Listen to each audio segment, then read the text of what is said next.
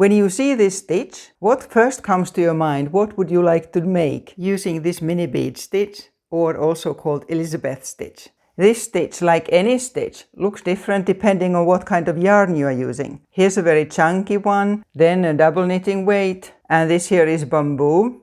It is actually super easy. After you have got started, you repeat the same row over and over. So this is the kind of a project you can be working on while you're watching TV or anything else that's easy, because you don't need to concentrate on your work. Let's start the tutorial. Make a chain with an even number of stitches to whatever width you want to make something, and then add one more chain for turning. We start in the third stitch from the hook here and insert the hook, pull up the yarn, yarn over, and insert the hook in the same stitch, and again pull up a loop, and now we have 4 loops on the hook, yarn over and pull through all of them at the same time, and then chain 1. That's the main stitch. Now skip 1 stitch and then insert the hook in the next one, pull up a loop, yarn over, and again a stitch in that same stitch.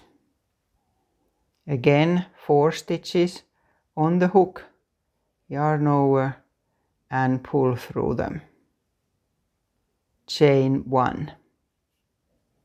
And repeat this until the end of your chain. So a stitch like this here, a mini bead, into every second stitch, and chain 1 in between.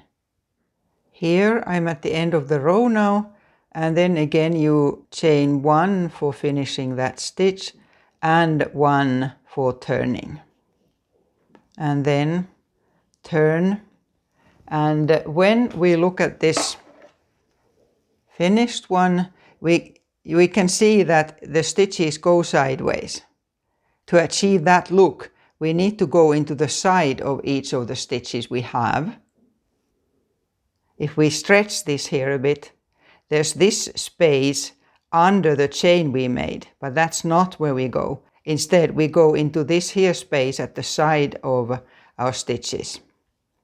So insert your hook there and pull up a loop, yarn over, and the hook in the same space, and then another one. So now here we are at the same situation again. We have 4 loops on the hook, and we pull through all of them and chain 1, and then we go into the next stitch, and here again just the same thing.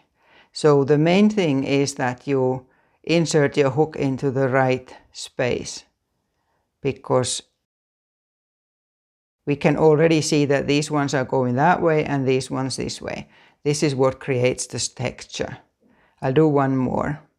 Chain 1 and find the side of the stitch there, and a new stitch in there. So continue like this here until the end again. I'm almost at the end now, and here also it's a little bit harder maybe to find where your hook goes, but it goes into the same kind of a space, and finishing off again. And at the end of each row you chain 1 for finishing off the stitch, and you chain 1 for turning, and then this continues the same way. So the second row is what you repeat all the time. So here is my space for the hook again, and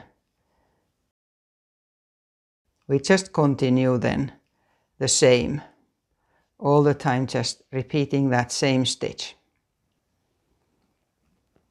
for this lovely textured surface. And see this also, I have a whole playlist of different kinds of stitch tutorials.